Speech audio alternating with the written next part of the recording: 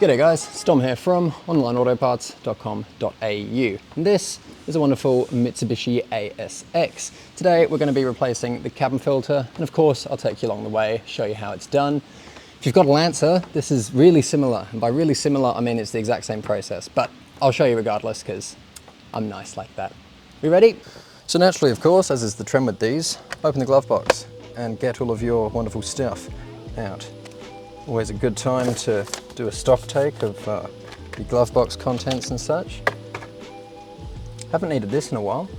All right, 2 months later and we've gotten that sorted. Similar to the Lancer, you've also got a damper for the glove box here. Now, unlike the Lancer, whereas the bottom eyelet likes to pop off easiest, for the ASXs it's just going to be the top portion of it. So if you just push it in, you can see it just sort of clicks out of the way, and then pretty much grab both sides of the glove box, push in.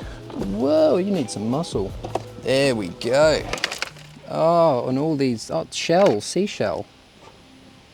Lovely. So yeah, again, much like the Lancer, as you can see, you got two little tabs on either side. Just grab from behind the loop, pull it forward, and out she comes. Okay, just looking at that, I kind of know that this is just a bit of chat, so this will be good.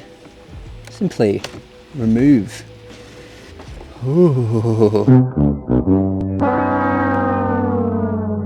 All right, so anyone spot the color difference between these two? Yeah, this is absolutely stuffed. So this is pretty much a good example of why we recommend replacing them, because if you leave them, they can end up like this. This isn't even going in the bin, this is going to the CDC, because fucking hell. And then of course, as we took this filter out, you can see you've got your two little arrows on there. Of course, you want to match your arrows up so your airflow is the correct direction. And then as easily as it came out is as easy as it'll go back in. Slaughter in, grab your little door of happiness, click that one into place.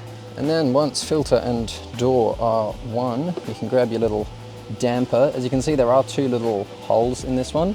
You're gonna wanna use the second one, otherwise the first one that you slot it in, it doesn't close, which I don't quite understand why it's there. But anyway, you just move it up and then you can find that other eyelet spot, clip it in, then of course just one big push back to get everything to click in, and bang.